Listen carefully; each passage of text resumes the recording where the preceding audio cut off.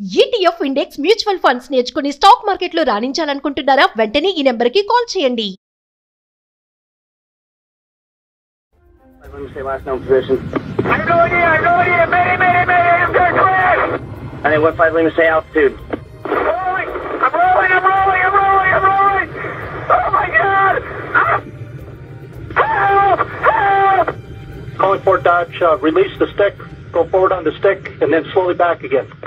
నమస్తే, welcome back to Suman TV. ప్రస్తుతం మనతో పాటు ఉన్నారు పబ్లిక్ స్పీకర్ రజనీ రమ గారు. నమస్తే మ్యామ్. నమస్తే నవీన. మేడం, అహ్మదాబాద్ ప్లేన్ క్రాష్ గురించి మనం కొన్ని వీడియోలో మాట్లాడుకున్నాము. అయితే ఇప్పుడు బ్లాక్ బాక్స్లో ఒక ఆడియో అయితే రిలీజ్ అయింది. ఈ ఫ్లైట్ కెప్టెన్ ఎవరైతే ఉన్నారో నిజం చెప్పేశాడు. మనం ఆ ఆడియో, ఆ ఫ్లైట్ పడిపోయేటప్పుడు కొంచెం డిస్టర్బెన్స్గా ఉన్నా కూడా మనకు అర్థమైపోతుంది. హెల్ప్ అనడము, అంటే ప్లీజ్ హెల్ప్ చేయండి అనేసి, హెల్ప్ మేడే అనడం అనేది, పడిపోతున్నాం మేము అని అది క్లియర్గా లేకపోయినా ఇంకా కాక్పిట్ ఏదైతే ఉందో ఆడియో రిలీజ్లో మనం వినొచ్చు. అంటే మేము పడిపోతున్నాము, ఫ్యూయల్ అయిపోతుంది, ప్రాబ్లం వస్తుంది అనేసి ఆ కేకలు కానీ అర్థనాదాలు కానీ, అసలు పడిపోయే ముందు లోపల ఫ్లైట్లో పరిస్థితి ఏంటి, ఏం జరిగింది అనేది మనం ఊహించవచ్చు. మామూలుగా ఒక చిన్న ప్రమాదం జరుగుతుందంటేనే ఎంతో భయపడిపోతాం మనము, టెన్షన్ ఉంటుంది, ఆ టెన్షన్లో చనిపోతాం.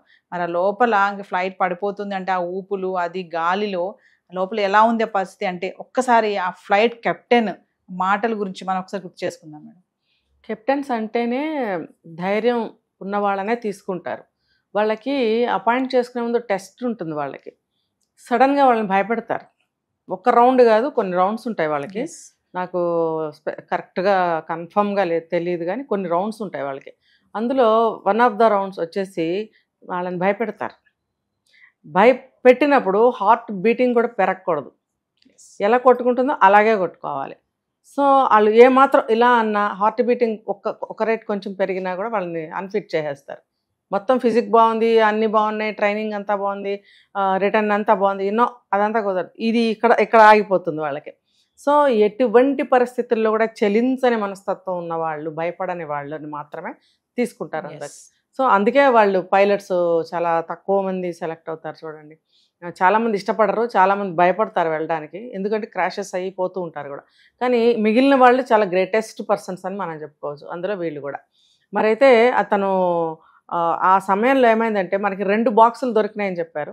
ఒకటి మాత్రం ఏదో కొంచెం మనకు తెలిసింది, ఇంకో బాక్స్లో తెలియాల్సింది. అదే ఒకటే కాక్పిట్కి సంబంధించినటువంటి బ్లాక్ బాక్స్. కాక్పిట్లో ఏం జరుగుతుంది A to Z అంటే మినిట్ 1 నుంచి వాళ్ళు ల్యాండ్ అయ్యి, అంటే డెస్టినేషన్ చేరుకుని ల్యాండ్ అయ్యే వరకు కూడా అందులో ఆడియో కానీ ఇంకా ఏదైనా ఏం మాట్లాడుకున్నా రికార్డ్ అవుతుంది. అలాగే నెంబర్ 2 బ్లాక్ బాక్స్ వచ్చేసి ఫ్లైట్ లోపల సంబంధించిన దానికి రికార్డ్ అవుతుంది అనమాట. ఎందుకంటే చూడండి, టెక్నాలజీ, మన ఫ్లైట్ టికెట్ ఇంతేనా, ఇంత రేటా, అబ్బా ఏముంది ఇంత తీసుకుంటున్నారని మనం అనుకుంటాం. ఈచ్ ఎవ్రీ కనుక మనం తీసుకున్నట్టయితే దాని వెనకాల ఎంత పని ఉంటుందంటే దాన్ని తయారు చేయడము, దాన్ని ఫిట్ చేయడము, ప్రతి ఒక్క చిన్నది కూడా ఎక్స్పెన్సివ్ అందులో. అందుకే మన టికెట్స్ కూడా అంత ఎక్స్పెన్సివ్గా ఉంటుంటాయి. మరి అంత ఇదిగా వాటిని ఫిక్స్ చేస్తారు.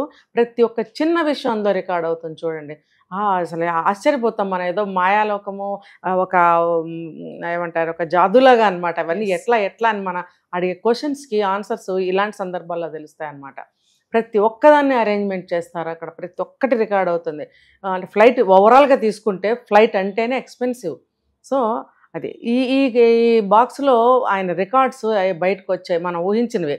ఒకటి మేడేర్ అని అన్నాడని ఒకటి బయటకు వచ్చింది ఫస్ట్ మనకి Day 1లో. తర్వాత యాజ్ ఇట్ ఈజ్గా అసలు సిచ్యువేషన్, ఆ మాటలు మన కళ్ళకు కట్టినట్టుగా వినపడ్డాయి. ఏంటి, ఆయన కంగారు పడ్డాడు. ఆయన కంగారు దేనికి, ఆయన భయపడలేదు. ఇంతమంది ప్యాసింజర్స్ని నేను రక్షించలేకపోతున్నానే అనే కంగారు కనపడింది, భయం కనపడింది ఆ మాటల్లో వినపడ్డాయి. ఆయన అరిచాడనమాట, ఫ్యూయల్ అయిపోయింది, నో ఫ్యూయల్ నో పవర్ అని చెప్పాడు ఆయన. అంటే పవర్ లేకపోవడం అంటే ఏంటి, ఫ్యూయల్తోనే కదా నడిచేదంతా కూడా. ఆ ఫ్యూయల్ లేదనేది మెయిన్. ఇప్పుడు అదే అందరూ చెప్పుకుంటున్నది కూడా అదే. ఆ ఫ్యూయల్ ఏదైతే కనెక్షన్కి మనకు అందలేదో ఆ ప్రాబ్లం వల్లే ఫ్లైట్ కూలిపోయింది అనేది మెయిన్ రీజన్. లేకపోతే ఇంజిన్ ఆన్ అయితే సౌండ్ వస్తుందా? మనం ఒక స్కూటర్ ఆన్ చేస్తే కూడా ఇంజిన్ సౌండ్ వస్తుంది. మరి అంత పెద్ద ఫ్లైట్ అది వెళ్తే కూడా ఎంతసేపటికో ఆ సౌండ్ మనకి చెవులు గుయ్యమంటాయి, అంత సౌండ్ వస్తుంది. ఆ సౌండ్ లేకుండా లేచింది అది. ఆ ఉన్న కొద్దిపాటి దాంట్లో పైప్స్లో ఉన్న ఫ్యూయల్ తోటి లేచింది, వెంటనే దబ్బని కూలిపోయింది. దాంట్లో మనకి డాటా కూడా చెప్పారు ఇన్ఫర్మేషన్లో ఏంటంటే ఆ పైప్స్లో ఎంత ఫ్యూయల్ అయితే ఉంటుందో దానికి 600 to 700 feet మాత్రమే ఫ్లైట్ లేగగలుగుతుంది, అంటే జస్ట్ మూవ్ అవ్వగలుగుతుంది అంతే. అది 30 seconds వరకే అది పనిచేస్తుంది, అంతవరకే 30 secondsలోనే అది కూలిపోయే ఛాన్సెస్ ఉంటాయని చెప్పి దాని యొక్క ఇన్ఫర్మేషన్. సో కరెక్ట్గా అలాగే జరిగింది. ఆయన పైలట్ ఏదైతే చెప్పారో నో పవర్ అని చెప్పి ఇక్కడ దీనికి రెండిటికి కనెక్షన్ మనకి దొరికింది. సో అది ఫ్యూయల్ కారణంగానే కూలిపోయిందని చెప్పి తెలుస్తున్నారు. ఆ పైలట్ కూడా అదే స్టేట్మెంట్ ఇచ్చారు.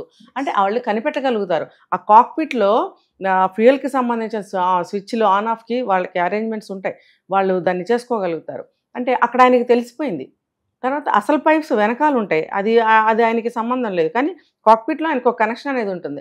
అక్కడ ఆయనకి ఆన్ ఆఫ్ అది ఫ్యూయల్ సప్లై కాలేదు. సో ఆయన వెంటనే చెప్పేశాడు. వెంటనే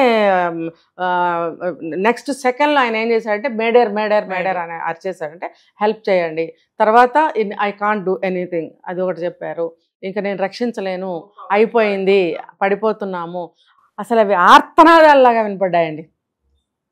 ఆ పైలట్ ఎంత గట్టి వాయిస్ తోటి, ఆ కంగారుతోటి, భయంతో, ఆందోళనతోటి, బాధతోటి అరిచిన అరుపులు హృదయ విదారకంగా అనిపించాయి నాకు. దాంతోపాటు మనకి ఆ ఫ్లైట్లో ఉన్న వాళ్ళ అరుపులు కూడా వినపడ్డాయి. ప్యాసింజర్స్ కూడా. ఇంకా మనకి సెకండ్ బాక్స్ ఓపెన్ అవ్వాల్సింది ఉంది, దాంట్లో కూడా ఏమొస్తాయో చూద్దామని. అయితే కొన్ని వీడియోలో చూస్తున్నాం మేడం, ఈ పైలట్స్ని చాలా మంది ఏంటంటే వాళ్ళు మిస్టేక్ చేశారు, వాళ్ళ వల్ల ఈ ప్రమాదం జరిగింది కొంతమంది అంటున్నారు వాళ్ళిద్దరూ చేసిన మిస్టేక్ ఏమీ లేదు, యాక్చువల్గా వాళ్ళు తప్పించుకునే ఛాన్సెస్ ఉన్నా కూడా ఇంతమంది ప్యాసింజర్స్ని కాపాడాలనే ఆలోచనతోనే వాళ్ళు అక్కడ ఉండి సాయ శక్తిలో కూడా వాళ్ళు ప్రయత్నం చేశారు. కాకపోతే మనం అనుకున్నట్టుగా ఏదైతే టేక్ ఆఫ్ అయ్యిందో సెకండ్స్లో అది పడిపోవడం జరిగింది. ఛాన్స్ ఉంటే వాళ్ళు కూడా దాన్ని డైవర్ట్ చేసే వాళ్ళేమో ఇన్ కేస్. ఇక్కడ ఏంటంటే ప్యాసింజర్స్ని రక్షించే క్రమంలో తను సేవ్ అవుతాడు, తను సేవ్ అయ్యే క్రమంలో ప్యాసింజర్స్ని కూడా రక్షించగలుగుతాడు. సేమ్ కదా, ఇప్పుడు ఫ్లైట్ కూలిపోతే అందరూ పోతారు, సేఫ్గా ఉంటే అందరూ బతుకుతారు. కాబట్టి ఆయన వాళ్ళ కోసమా ధన కోసమా అనేది అక్కడ ఉండదు. ఓవరాల్గా ఏంటంటే దాన్ని మనం సేవ్ చేయాలి, యాక్సిడెంట్ జరగకుండా ఉండాలని విశ్వ ప్రయత్నం చేస్తారు. వాళ్ళకి ఎన్నో ట్రైనింగ్స్ ఉంటాయి. వాళ్ళకి ఇలా వెళ్ళేటప్పుడు మాత్రమే డ్యూటీ అనుకుంటున్నారా? ఎవ్రీ డే వాళ్ళు స్కైలో ఫ్లై చేయాలి. వాళ్ళు చిన్న ఫ్లైట్స్ ఉంటాయి. మన దిల్సుఖ్ నగర్లో ఉన్నప్పుడు కానీ, ఇక్కడ దిండుగల్లో కానీ మనకి వాళ్ళ ఎయిర్ ఫోర్స్ అకాడమీస్ ఉంటాయి వాళ్ళకి. అది ఒకప్పుడు మా చిన్నప్పుడు అక్కడ ఆ ప్లేసుల్లో చక్కర్లు కొట్టేవి. ఇప్పుడు వచ్చేసి దిండుగల్ ఎయిర్ ఫోర్స్ అకాడమీ ఉంది కదా, అక్కడ చిన్న ఫ్లైట్స్, ఒక మనిషి ఉంటారు, ఇద్దరు ఉంటారు. అందులో పైలట్స్ అందరూ కూడా ట్రైన్ అవుతుంటారు. ఎవ్రీ డే ప్రాక్టీస్ అనమాట. ప్రాక్టీస్ లేకపోతే వాళ్ళకి చెయ్యి తిరగదు. 24 గంటలు ప్రతిరోజు కూడా ఇన్ అవర్స్ వాళ్ళకి ఉంటూనే ఉంటుంది. షిఫ్ట్ల ప్రకారం ఎప్పుడు తిరుగుతూనే ఉంటాయి. అక్కడ 5-6 ఫ్లైట్స్ కలిసి విన్యాసాలు చేయడము, ఇండివిజువల్గా కూడా వాళ్ళు తిరగడం అనేది ట్రైనింగ్ అనమాట. అది వాళ్ళు చాలా ఎక్స్పర్ట్స్గా ఉంటారు. వాళ్ళు ఎప్పుడు కూడా కావాలని కూల్ చేసేయడము, చేతగా కూల్ చేసేయడం అనేది ఉండదు అక్కడ. Thank you, ma'am.